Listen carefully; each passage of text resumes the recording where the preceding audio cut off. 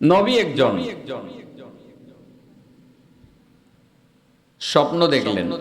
আল্লাহ রাব্বুল আলামিন নবীকে ডেকে বললেন, নবী, আগামীকাল যখন তুমি ঘুম থেকে জাগবে,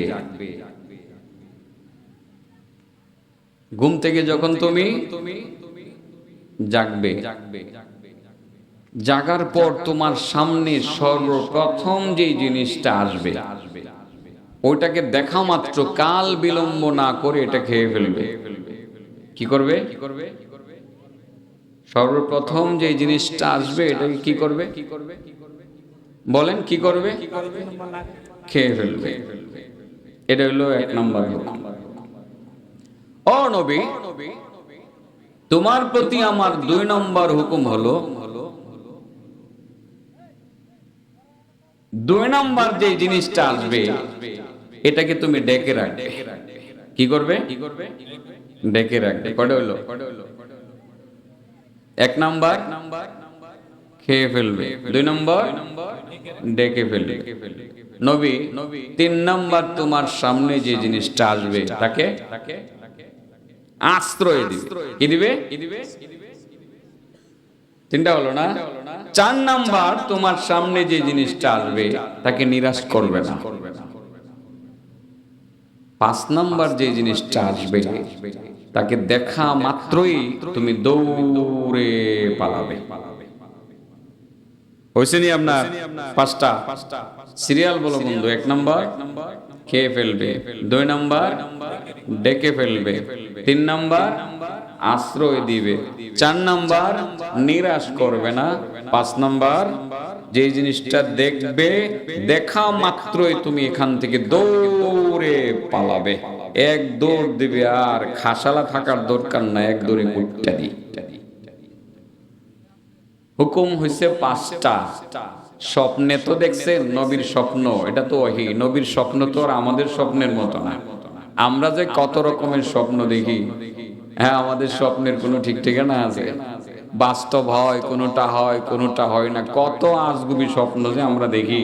আমাদের স্বপ্ন সবগুলো বাস্তব হয় না, 2-1টা স্বপ্ন হয়তো বা বাস্তব হয়, কিন্তু নবীদের স্বপ্ন যেহেতু ওহী, সেটা বাস্তব হয়, 100% বাস্তব হয়।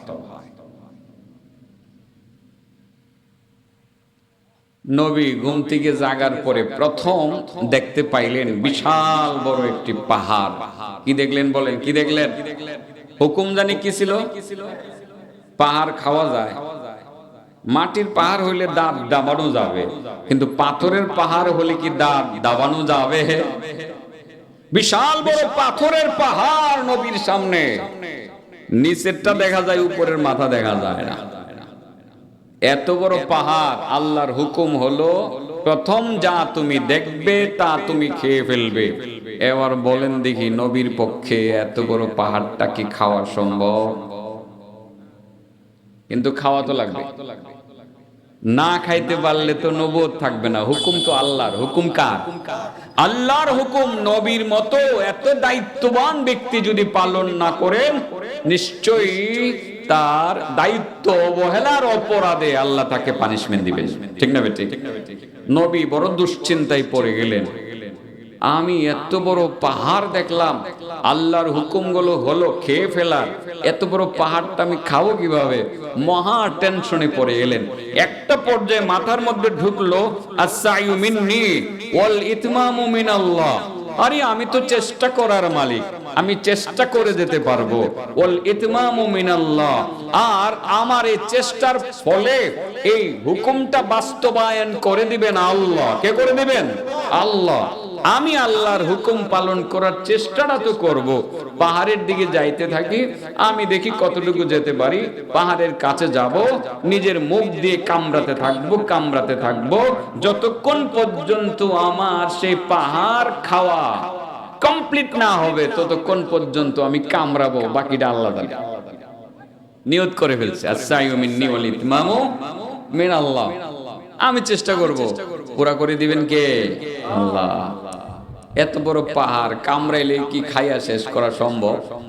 হ্যাঁ, কিন্তু আমার আল্লাহ যদি ইচ্ছা করে সম্ভব।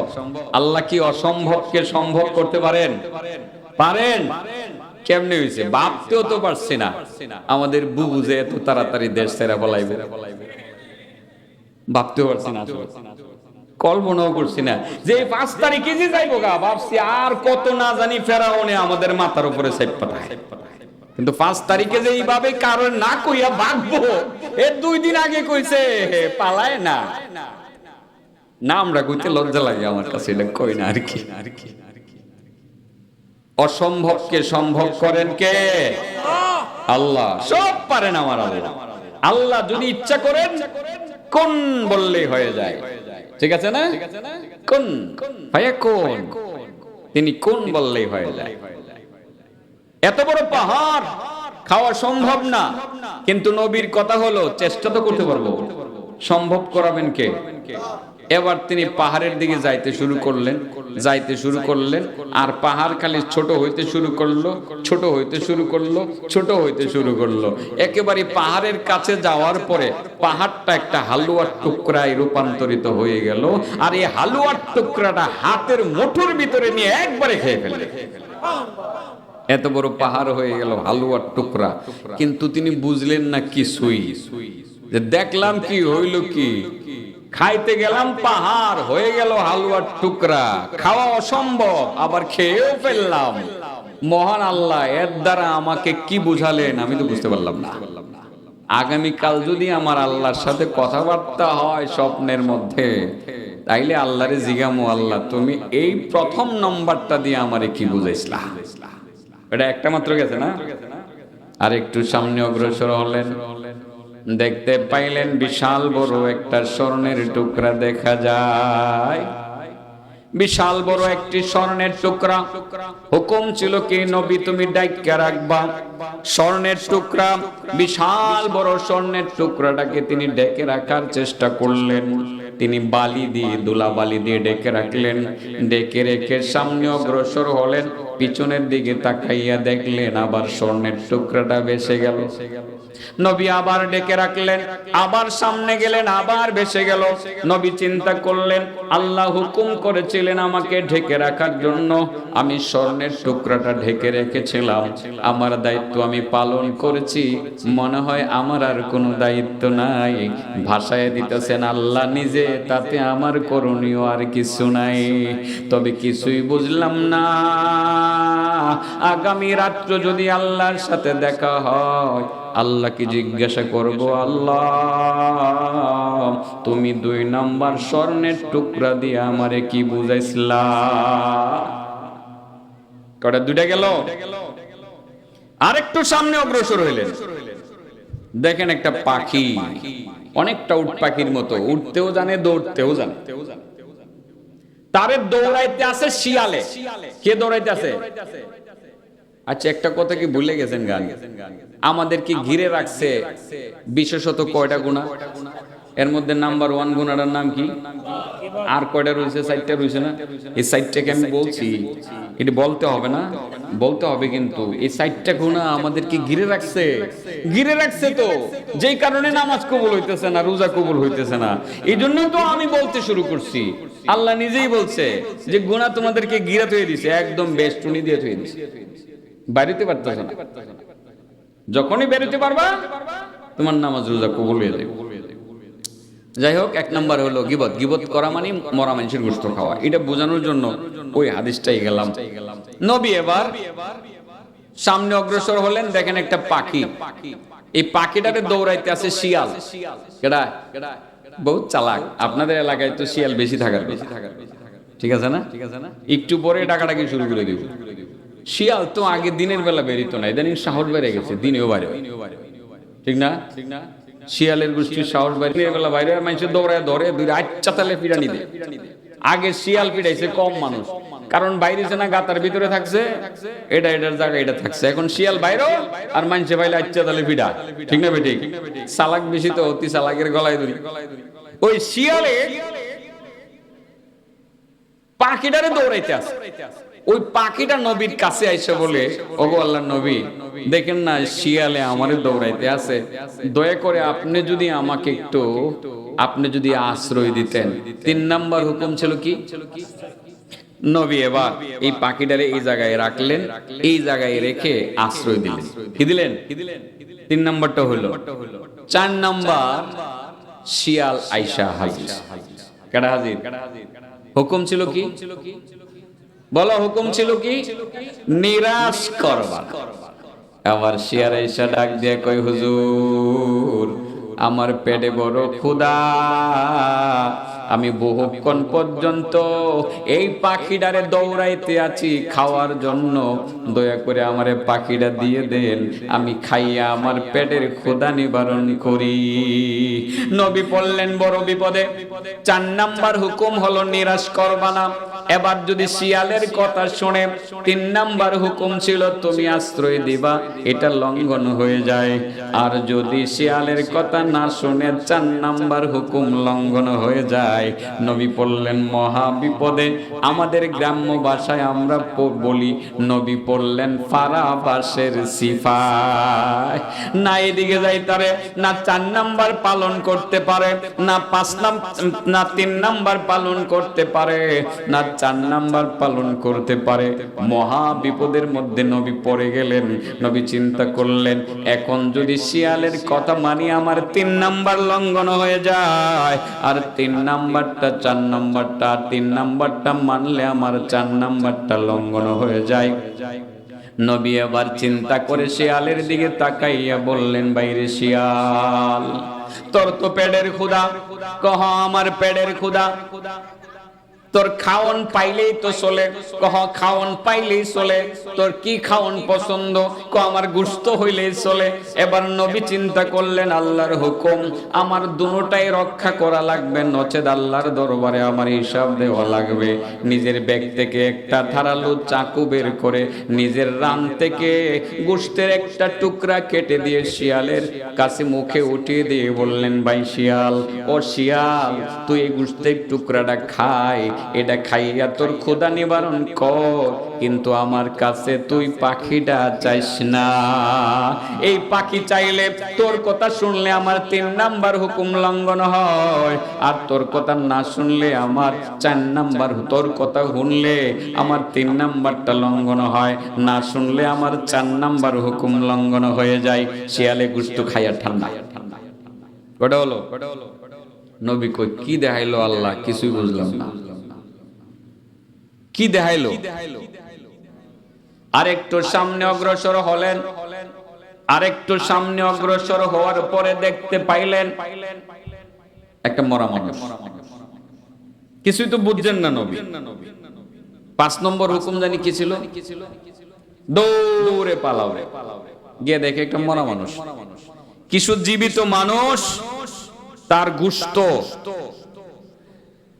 নাক থেকে, মুখ থেকে, হাত থেকে, পাও থেকে গোশত দাঁত দিয়ে কেটে কেটে চিবিয়ে চিবিয়ে খাইতেছে।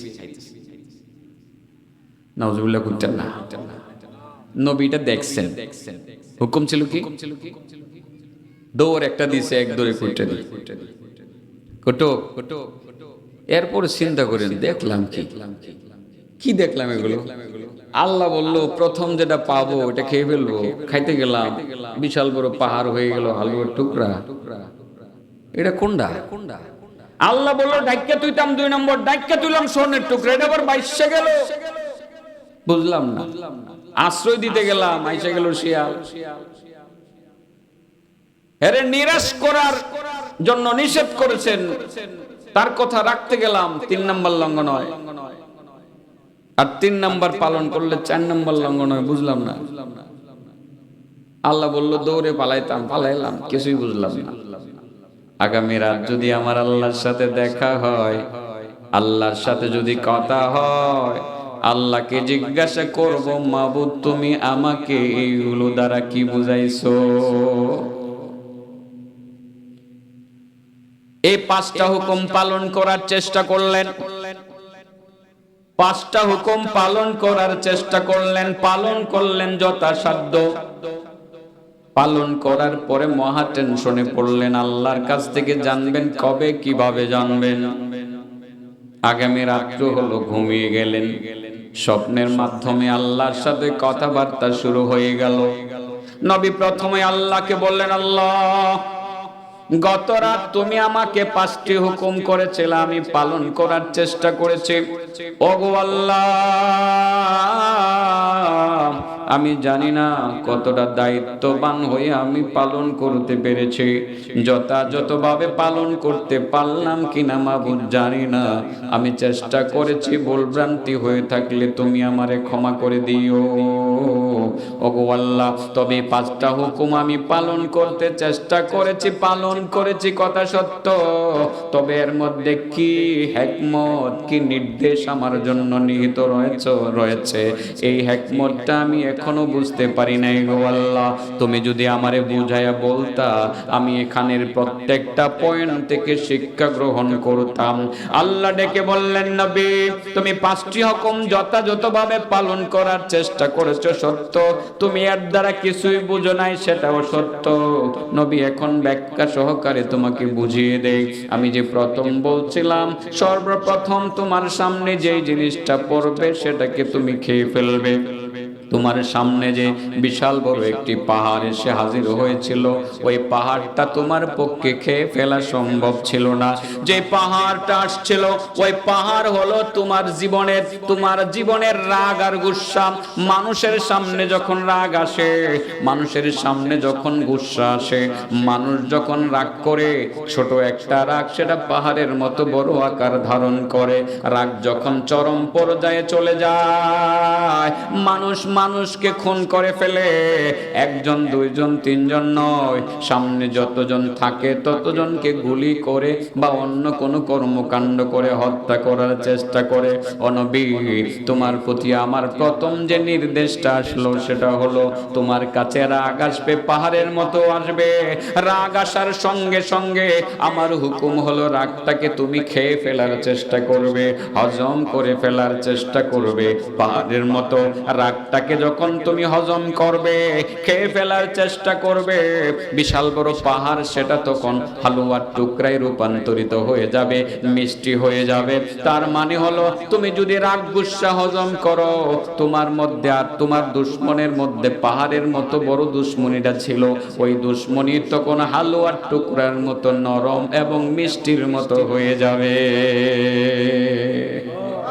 রাগ আসলে রাগ খেয়ে ফেলবে, এটাই হুকুম। রাগ হজম করে ফেলবে। আর যারা রাগ হজম করে, তাদের ব্যাপারে আমার আল্লাহ কি বলেছেন বলি, ওয়াল কাযিমিনাল গায়যা ওয়াল আফিনা আনিন নাস, ওয়াল কাযিমিনাল গায়যা ওয়াল আফিনা আনিন নাস ওয়াল্লাহু ইউহিব্বুল মুহসিনিন। ওয়াল কাযিমিনাল গায়জ, যারা রাগ গুসাকে হজম করে, দমন করে। ওয়াল আফিনা আনিন নাস, যার প্রতি রাগ করেছিল তারে ক্ষমা করে দেয়। যারা রাগ গুসা হজম করে, মানুষকে ক্ষমার দৃষ্টিতে দেখে মানুষকে ক্ষমা করে দেয়, ওই ধরনের ভালো কাজ যারা করে, কর্মকাণ্ড যারা করে, ওই সমস্ত সৎ কাজ করনেওয়ালা যারা, আল্লাহ রাব্বুল আলামিন তাদেরকে ভালোবাসেন। যারা রাগ হজম করে, রাগ গুসা হজম করে মানুষকে মাফ করে দেয়, আল্লাহ তাদেরকে ভালোবাসেন। ও নবী, প্রথম যে নির্দেশটা তোমারে দিলাম, রাগ আসলে রাগটারে হজম করে ফেলবা। ইনশাআল্লাহ হজম করতে রাজি নি সবাই? ইদানিং তো রাগ গুসা আছে, আগে আপনারা বড় জ্বালাইছে, ইদানিং আপনার রাগ কমছে না, মাফ করে দেন। হ্যাঁ, তো আপনার সমাজেরই কথা বুঝছেন না? হ্যাঁ, রাগ দেখাইছে, বেটাগিরি করলে করছে, আপনি আর বেটাগিরি করার দরকার নাই, আপনি মাফ করে দেন তারে। মাফ করে দেই কথা বলেন, বাইরে দুষ্টুমি করতে কম করছস না, মানুষের জমিন দখল করতে কম করস নাই, মানুষে মারতে কম মারস নাই, মানুষে মিথ্যা মামলা দিয়ে কম জেলে ঢুকাস নাই। যা, আমরা আর এরকম প্রতিশোধ নিলাম না, তোরে মাফ করে দিলাম। রাগ ঠিকই উঠছিল, মনে চাইছিল বাইরে তোর মাথাটা ভাড়ায় লাইতাম, নেরে ভাই আর মাথা ভাড়াইলাম না। তুই একজন মানুষ এবং মুসলমান হিসেবে তোরে মাফ করে দিলাম, এখন থেকে ভালো করে চলিস। যদি এরকম ক্ষমাটা করে দিতে পারেন এবং রাগটাকে হজম করে ফেলতে পারেন, আল্লাহ আপনাকে ডেকে বলবেন, বান্দা, আই লাভ ইউ, আমি তোমার ভালোবাসি। এলে 1 নাম্বার কি? পাহাড়ের মতো যে আসছিল, এটা কি চাচা? আবার বলেন, এটা কি? রাগ গুসা হজমকারীরে কে ভালোবাসেন? ওয়াল কাযিমিনাল গায়যা ওয়াল আফিনা আনিন নাস ওয়াল্লাহু ইউহিব্বুল মুহসিনিন। আল্লাহ রাব্বুল আলামিন রাগ গুসা হজম যারা করে এদেরকে ভালোবাসে। মহান আল্লাহ তাআলা নবীকে বললেন, নবী তুমি এক নম্বরে পাহাড় দেখছিলাম, দুই নম্বরে তোমাকে একটা স্বর্ণের টুকরা দেখাইছিলাম, তোমার প্রতি নির্দেশ ছিল তুমি ঢেকে রাখবে। তুমি বারবার বালি দিয়ে তুমি ঢেকে রাখার চেষ্টা করেছিলা। যতবার তুমি ঢেকে রাখার চেষ্টা করেছো ততবার আমি আল্লাহ সেটারে বাসাইয়া দিছি। ও নবী, তুমি যে স্বর্ণ দেখতেছিলা ওই স্বর্ণটা মূলত স্বর্ণের টুকরা ছিল না, ওইটা ছিল মূলত তোমার নেক আমল। কারণ বনি আদমের নেক আমল হলো নেক আমল হলো স্বর্ণের চেয়েও দামি বা স্বর্ণের মতো। বনি আদম যত নেক কাজ করবে বনি আদমের দায়িত্ব হলো সেটাকে ডাইকা রাখবে। তোমার যত নেক আমল তুমি করো, যে বড় তাহাজ্জুদ গুজার ভালো মানুষ, কিন্তু তোমার দায়িত্ব হলো তুমি ডেকে রাখবা। নেক কাজের নিয়ম কি? বিচি বিচি ফুড়াঙ্গি করা? হ্যাঁ, ডাইকা রাখবেন, ডাইকা রাখবেন। বাসায় দিবে কে? আল্লাহ বাসায় দিবেন। নবী, তোমার নেক কাজ সোনার চেয়েও দামি, এই স্বর্ণ অনেক দামি, তোমার নেক কাজের চেয়ে দামি। তুমি এটারে ডাইকা ধুয়ে দিবা, আর আমি আল্লাহ রাব্বুল আলামিন মানুষের সামনে এটারে প্রচার করে দেব। সুবহানাল্লাহ। এইভাবেই তো আমরা চালিয়ে যাবো নাকি? হ্যাঁ, নাকি বেশি বেশি প্রচার করবো? মসজিদে গিয়ে দাঁড়ায়া আমি এটা করছি সমাজে এটা করছি, এতটা মসজিদ বানাইছি, এতটা মাদ্রাসা বানাইছি, অনেক কিছু করছি, এবার আপনাদের মসজিদও আইলাম, দিমু 50,000 টাকা দিয়ে যাবো, লাগলে আরো বললেন, আমি তো সব জায়গায় দেই। কেউ করতে দি 3টা মসজিদ বানাইছি, বাজিতপুরে 11টা বানাইছি, কুলিয়ারচরে 9টা বানাইছি, আসেনি এরকম? হ্যাঁ, আল্লাহ কর না, তুমি এগুলো করবা, গোপন রাখবা, আমি এগুলো প্রকাশ করে। কারণ এটার মধ্যে যদি লৌকিকতা চলে আসে, লোক দেখানো ভাব চলে আসে। আমি আইসা শুনছিলাম যে আমার এই ভাই ওয়াজ করছিল, ইকবাল ভাই করছিলেন না আসরের পরে, যে ওয়াজ মাহফিলের উদ্দেশ্য যদি এরকম হয়, মানুষে কি কইব 3 বছর যাবত মাহফিল করে না, তাহলে কিন্তু এই মাহফিলের কোনো দাম নাই আল্লাহর কাছে, ঠিক না বেটি?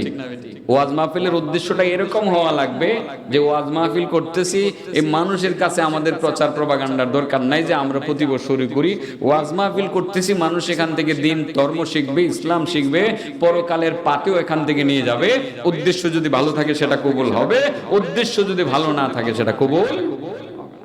এত প্রচার করার দরকার নেই। আমরা নেক কাজ করব, যতটুকু পারি আমরা গোপনে করব। কি করব? গোপনে করব।